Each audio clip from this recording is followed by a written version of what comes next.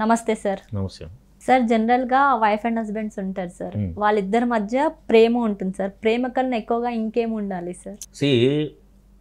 మనము సినిమాల ద్వారా సినిమాల వాళ్ళ ప్రభావితంతో మనం ప్రతిరోజు ప్రతి క్షణం అవతల వ్యక్తులు మనం ప్రేమిస్తున్నారు లేదా, అవతల వ్యక్తులు మనకు ఐ లవ్ యూ అని చెప్తున్నారు లేదా, అవతల వ్యక్తులు నిజంగానే మన ప్రేమగా లేరేమో అని చెప్పి మనం విపరీతమైన ఆలోచనతో చేసి ఇద్దరు వ్యక్తులు ఉన్న మామూలు బంధాన్ని కూడా చాలా డిస్టర్బ్ చేసుకునే వాతావరణం మనకు ఎక్కువ కనిపిస్తుంది. నిజంగానే ఇద్దరు భార్యాభర్తలు బాగుండాలని అంటే మనకి ఫస్ట్ తెలియాల్సిన మినిమం థింగ్ ఏంటంటే, ప్రేమ ఉన్నా లేకున్నా మనం అర్థం చేసుకోవాల్సింది ఏంటంటే అవతల వ్యక్తుల యొక్క మానసిక ప్రపంచం ఏంటి. అవతల వ్యక్తుల మానసిక ప్రపంచంలో ఏముంటాయి, వాళ్ళ మానవులో వాళ్ళ బిలీఫ్స్ ఉంటాయి, వాళ్ళ వర్రీస్ ఉంటాయి, వాళ్ళ ఫియర్స్ ఉంటాయి, వాళ్ళ గోల్స్ ఉంటాయి. వాటిని ఫస్ట్ భార్యాభర్తలు అనే వాళ్ళు ముందు అది గుర్తించాలి. నెంబర్ 2, అవతల వ్యక్తులు పొద్దున్న లేచించి సాయంత్రం జరిగేంత వరకు కూడా వాళ్ళ ప్రొఫెషనల్ వర్కే కాకుండా కుటుంబం కోసం నిరంతరం పనిచేస్తూ ఉంటారు.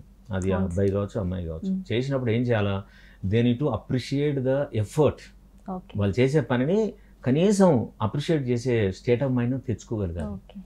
3వది ఏంటంటే వాళ్ళు నిరంతరం ఏదో ఒక కాన్ఫ్లిక్ట్ వచ్చినప్పుడు, ఒక సంఘర్షణ వచ్చినప్పుడు ఒకరికొరు వ్యతిరేకమైన పదాలు మాట్లాడుకోవడం, లేదు చాలా పరుష పదాలతో తిట్టుకోవడం జరిగినప్పుడు సపరేట్ అయిపోయి దూరం పోవడం కంటే ఎక్కువ వాళ్ళు ఎప్పుడైనా సరే కలిసి ఉండి ఒకరి పట్ల ఒకరికి ముందు కూర్చొని దాన్ని సార్ట్అవుట్ చేసుకునే లక్షణాన్ని పెంపొందించుకోవడం చాలా ఇంపార్టెంట్. 4వది, ఎలాంటి భాష మాట్లాడుతున్నాం.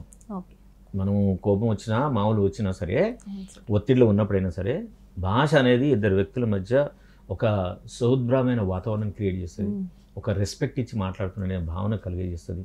సో అలాంటి భాషను మనం ఏం మాట్లాడాలనేది గుర్తుంచుకోవాలి. అన్నిటికంటే చాలా ఇంపార్టెంట్ అంటే పెళ్లి చేసుకునే వాళ్ళు ఒక క్వశ్చన్ వేసుకోవాలి. పెళ్లి చేసుకున్నప్పుడే, చేసుకునే ముందైనా సరే, ఏంటంటే మనం ఇద్దరం ఎందుకు పెళ్లి చేసుకుంటున్నాం.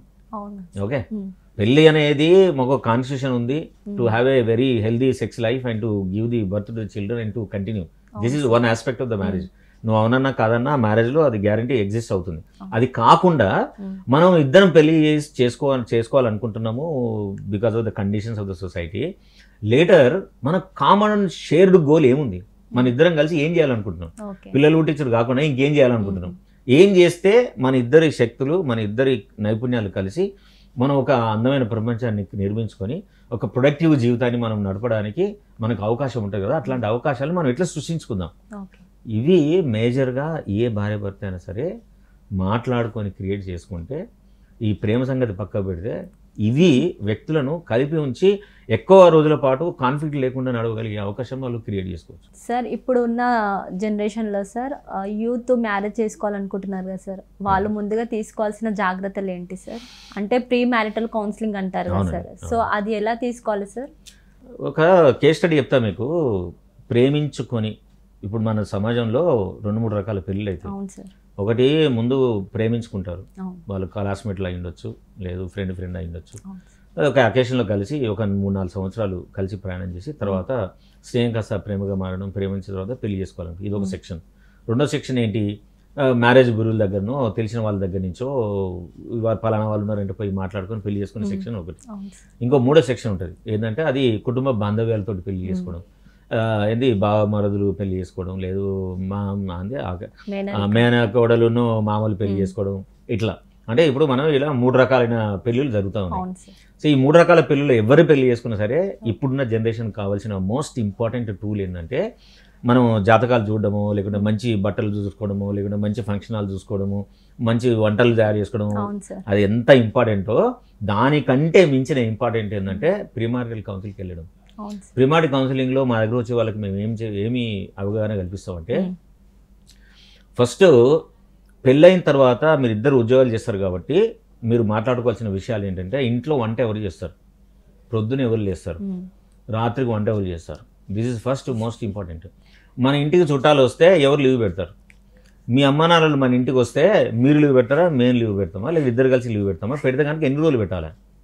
మనకు వచ్చిన డబ్బుని మనం ఎట్లా ఉపయోగించుకోవాలి.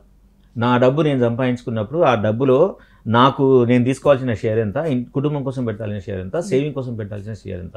ఈ ఫైనాన్షియల్ ఇంటెలిజెన్స్ అనేది మోస్ట్ ఇంపార్టెంట్ ఏంటంటే మన సోషల్ మీడియాలో మన రోల్ ఎంత, పెళ్ళైన తర్వాత సోషల్ మీడియాలో నేను ఏమి ప్రొజెక్ట్ చేయాలి, నేను ఎలాంటి ఫొటోస్ పెట్టాలి, సోషల్ మీడియాలో రోజులో ఎంత సమయాన్ని నేను కేటాయించాలి.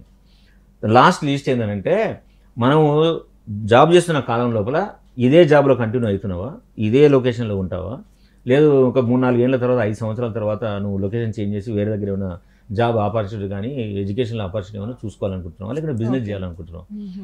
These are the most important aspects. Unfortunately మన తల్లిదండ్రులు కానీ, ప్రేమించుకున్న వాళ్ళు కానీ, వేరే రకాల పెళ్లి చేసుకున్న వాళ్ళు కానీ ఇవేం మాట్లాడరు. కానీ అన్ఫార్చునేట్లీ పెళ్ళైన తర్వాత ఇప్పుడు మనం ఏ అంశాలు అయితే మాట్లాడుకుంటున్నామో ఆ అంశాలతోటే పోట్లాటైతే. ఇప్పుడు మన హైదరాబాద్లోనే దాదాపు 10,000 కేసులు పెండింగ్లో ఉన్నాయి. ఆ 10,000 కేసుల పెండింగ్ లోపల మనం ఇప్పుడు మాట్లాడుకున్న దానికి సంబంధించే కేసులు ఉంటాయి. కోర్టులలో జరుగుతున్న కేసులు కూడా దీనికి సంబంధించిన గొడవలే ఎక్కువసేపు ఉంటాయి. కాబట్టి దయచేసి మీరు పెళ్లి చేసుకునే ముందు, అది ఎలాంటి పెళ్ళైనా కానివ్వండి, మీరు మా దగ్గరకు వస్తే we help you to understand what is marriage, how to proceed, how to understand the other person, so that your life can lead a better life and you become more productive and more happy. Thank you, sir.